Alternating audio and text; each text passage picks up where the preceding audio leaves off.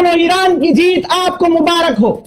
जी हाँ, ईरान जीत गया है, डोनाल्ड ट्रंप हार गया है, अमेरिका हार गया है, पूरी टोन चेंज हो गई है। डोनाल्ड ट्रंप ने ट्वीट कर दिया है, ट्रुथ पर पोस्ट कर दिया है और कहा है कि जो पाकिस्तान के प्रधानमंत्री शहबाज शरीफ के द्वारा और आसिम मुनीर के जरिए जो बात ईरान से हुई उसके आधार पर और इनकी मेहनत से ईरान ने जो हमें प्रपोजल भेजे थे उसमें हम राजी हैं।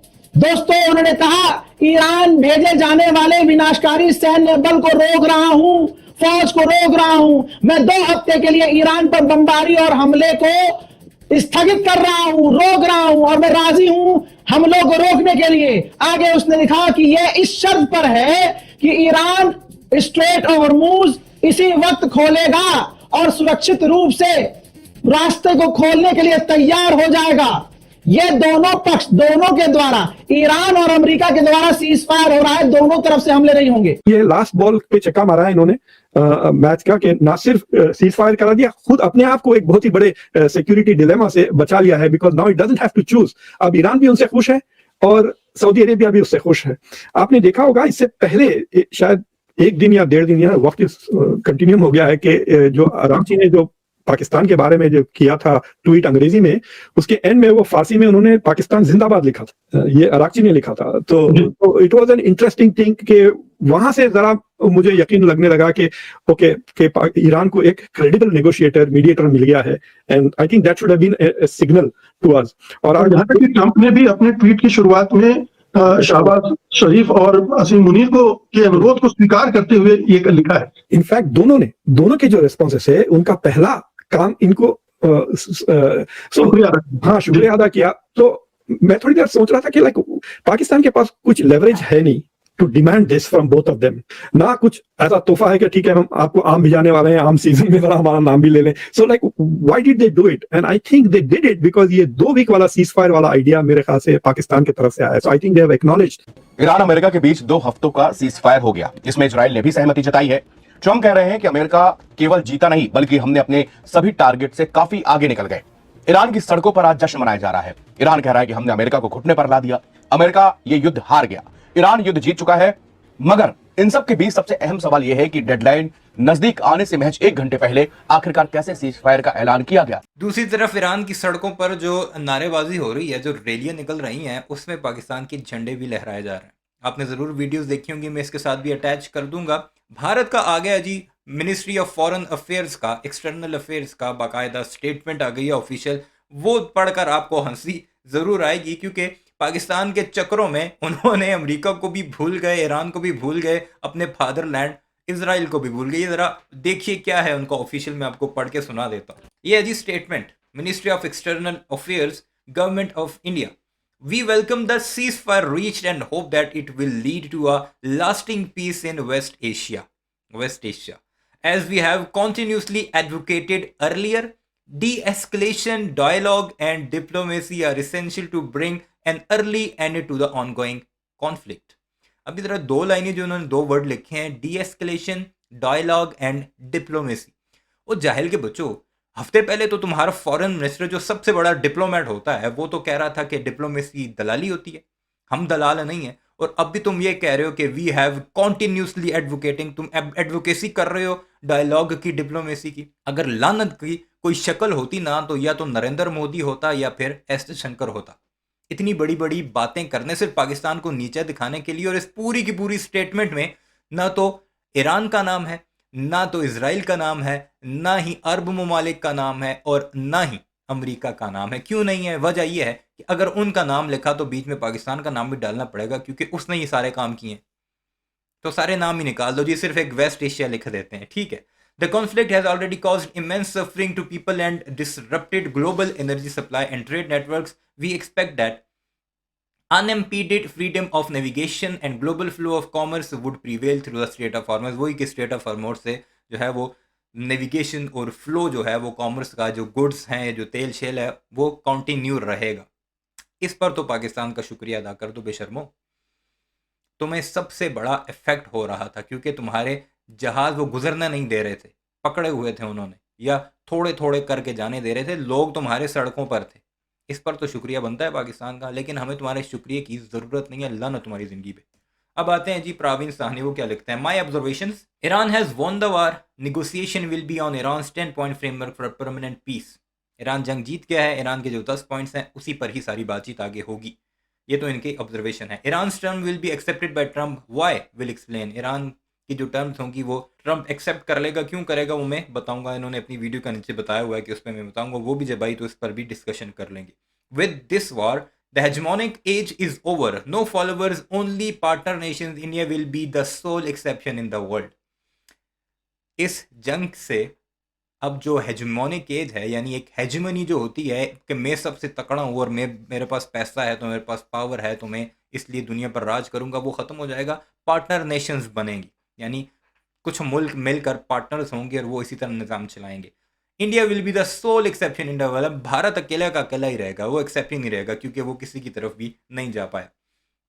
Pakistan has emerge as more than a credible mediator, a geopolitical asset in the new world order.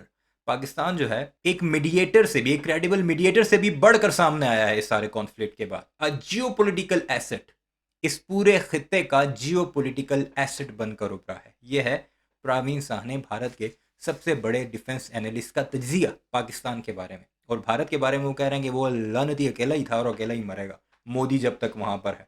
Modi है तो मुमकिन है, पापा ने जंग रुकवा दी। खैर, सुनते हैं भारत का मीडिया मजीद क्या कहता है। हम एंजॉय करते हैं क्योंकि हमारे तो एंजॉय करने के दिन है। इसके पीछे की कहानी क्या है, पाकिस्तान ने कैसे मीडिएटर की भूमिका निभाई और जे डिफेंस और असीम मुनीर के बीच कब से बातचीत शुरू हुई, एक एक पॉइंट्स पर हम जानते, तब आपको इस पूरे सीज़फायर की अंदर की कहानी पता चलेगी। सबसे पहली बात तो यह है कि ट्रंप काफी दिनों पहले से ही इस युद्ध को समाप्त करने की सोच रहे थे, मगर उनको रैंप ऑफ करने का कोई भी चांस नहीं मिला। फिर ट्रंप ने पाकिस्तान को मोहरा बनाया और पाकिस्तान से कहा कि जाओ, अब फिर सीज़फायर की बात यहां से शुरू होती है। इस युद्ध विराम का बहुत बड़ा क्रेडिट पाकिस्तान को दिया जा रहा है। अमेरिका और ईरान के अधिकारियों ने पाकिस्तान के पीएम शहबाज शरीफ और देश के फील्ड मार्शल असीम मुनीर को शुक्रिया अदा किया। ईरान के विदेश मंत्री सैयद अब्बास अरागची ने सोशल मीडिया प्लेटफॉर्म एक्स पर एक बयान जारी किया कि इस बयान में उन्होंने लिखा है कि इस्लामिक रिपब्लिक ऑफ ईरान की तरफ से मैं अपने प्यारे भाइयों, पाकिस्तान के प्रधानमंत्री शहबाज शरीफ और फील्ड मार्शल मुनीर का क्षेत्र में युद्ध को समाप्त करने के उनके अथक प्रयासों के लिए आभार और सराहना व्यक्त करता हूं। ऐसा करने की वजह यह है कि हमने अपने सभी सैन्य उद्देश्यों को, जो हमारा गोल था, हमने पूरा कर लिया है। इस तरह से अमेरिका घुटने पर, जो अभी 12 घंटे पहले सुअर कह रहा था कि हम पूरी सिविलाइजेशन मिटा देंगे, है पूरी दुनिया में विरोध हुआ। अमेरिका छोड़िए, अमेरिका के अंदर अगर अमेरिका लेना चाहते हैं तो अमेरिका के तमाम पक्ष विपक्ष के नेताओं ने साफ साफ कहा कि यह गलत किया है, ट्रंप ने यह गलत किया। ब्रिटेन भड़क गया, फ्रांस भड़क गया, जर्मनी भड़क गया, सब भड़क गए। गुलाबी सुअर को एहसास हो गया कि नशे में मैंने गांजा फूक के कुछ ज्यादा बोल दिया, तो अब वो और आपको बता दूं कि ये डील, ये घुटने पर कौन आया है? अमेरिका खुद घुटने पे आया है। इससे पहले जो अपडेट मैंने आपको दिया, जिसमें पाकिस्तान के प्रधानमंत्री शहबाज शरीफ ने लंबा ट्वीट लिखा और कहा था कि हमने बात की और हम बात कर रहे हैं, ईरान भी राजी है बात करने के लिए और सीज फायर करने के लिए, और 2 हफ्ते के लिए सीज फायर होगा। इस 2 हफ्ते के बीच बातचीत होगी और बातचीत के बाद मामले को हल कर लिया जाएगा और लंबे समय के लिए शांति आएगी। कि वो 45 डेज का जो चाइना के साथ जो पाकिस्तान ने शुरू में ऑफर किया था, आपको याद है जब इसाफदार बीजिंग गए थे रोंगी से मिलने, तो इट इज आई थिंक कि वही प्रपोजल जो चाइना के साथ था उसको थोड़ा मॉडिफाई करके इन्होंने कहा ठीक, लेकिन जो सबसे बड़ा अंतर जो है वो ये है कि कंसेशन जो ईरान ने किया कि मैं स्ट्रेट ऑफ हॉर्मुज खोल दूंगा। और देखिए आप ऑलरेडी 20% से तेल की कीमत गिर गई है, 112 से 94 हो गया। बिल्कुल, मैं यही सवाल करने जा रहा था आपसे जी, विराम टिकेगा क्या इजराइल की नीयत और उसके अतीत को देखते हुए?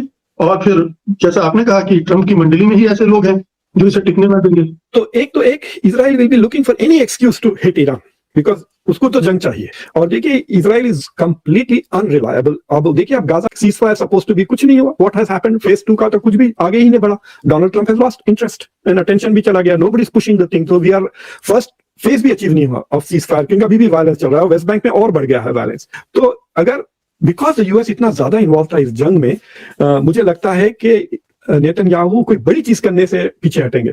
क्योंकि उनको पता है कि हमास तो कुछ नहीं कर सकता गाजा में, लेकिन ईरान फौरन दुबई पे एक रॉकेट मार सकता है, which will again bring America in. वे सारे फोन कॉल शुरू हो जाएंगे अमेरिका को कि भाई, क्योंकि आपने देखा कि Qatar is thinking of removing American basis, और वैसे भी रिमूव क्या, वो ऑलरेडी तबाह हो गया है पूरी तरह से।